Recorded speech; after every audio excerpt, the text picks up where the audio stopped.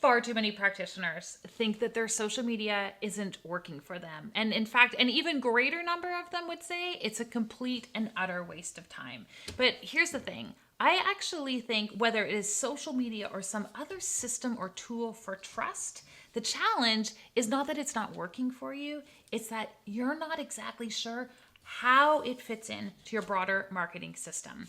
If you want to actually make your social media or your talks or the work that you do to bring more patients into your office actually flow and work for you, let's dive into a marketing strategy that we can implement in the next 15 minutes. Let's draw out what's actually needing to happen inside your marketing system and what systems or tools need to be present for you. So let's draw this as a bit of an arc. And we're going to have a few key areas where we're running projects. The first project that we want to establish has a major function inside our business, and it is to drive trust. It's also to establish our authority.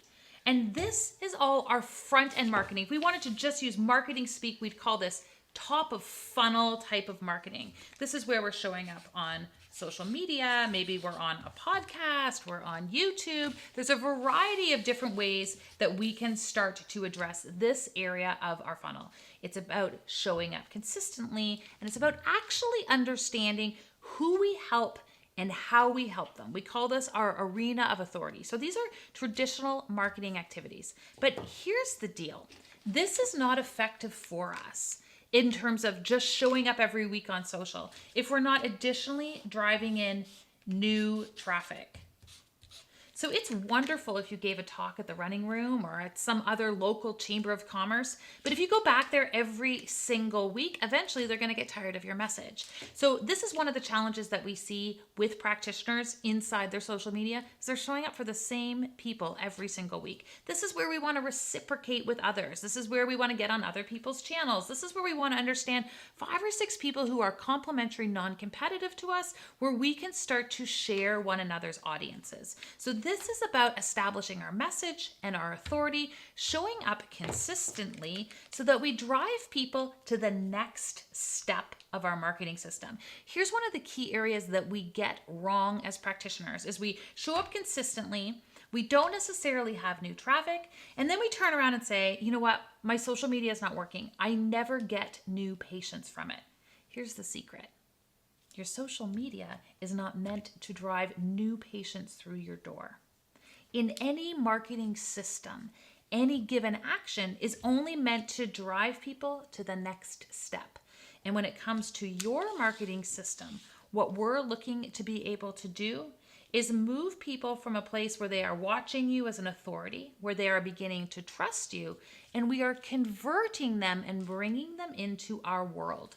So the call to action and the metric will be for them to take the next step with you, which is not booking an appointment. It is the opportunity for you to go deeper and to teach them with increased authority how you are different, how you get results, and how you deliver an outcome. So this second step is all about conversion.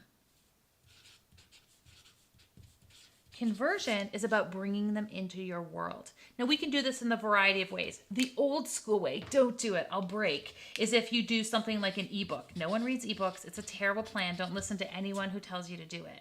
One of the ways we're seeing such amazing results is with something as simple as a webinar or a live training. Why does this work so much better than an ebook? Well, one, I can make an ebook in 30 seconds using AI. It doesn't demonstrate your authority. No one's going to get around to reading it. And it really reinforces this idea that information is a commodity. Dime a dozen people can put an ebook out into the world. We are done with this type of strategy. Something like a webinar is a really powerful tool because it allows you to speak to your strategy. It allows you to speak to your unique take. It lets people see you smile. It lets people hear your intonation and your confidence. They get a real sense of what you might be like as a practitioner. It reinforces the trust. It reinforces the authority.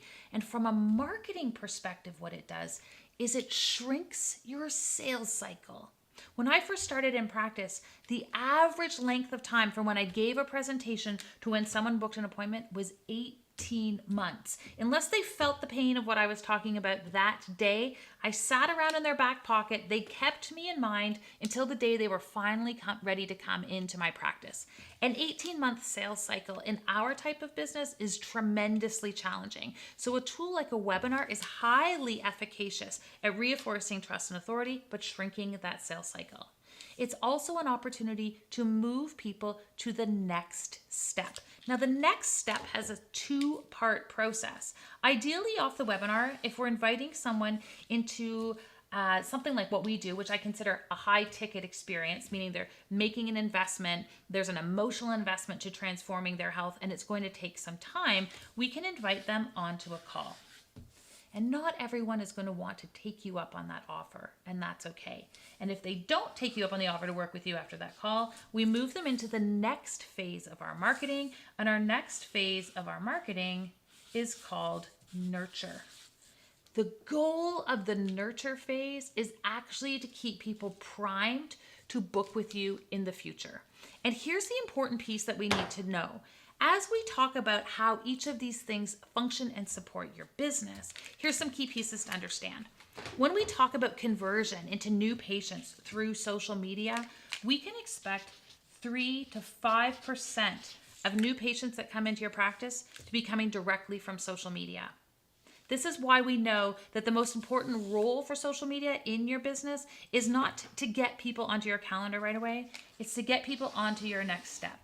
And if we're strategic around what our next step looks like, then we are able to understand the metrics that support it. When we're talking about a webinar, the number of people who show up live to a talk in the back room at your clinic, or they show up online, or they show up at somewhere. I use the running room because this is where I used to go to give talks to bring my patients in. What we're expecting there is a 10 to 15% conversion.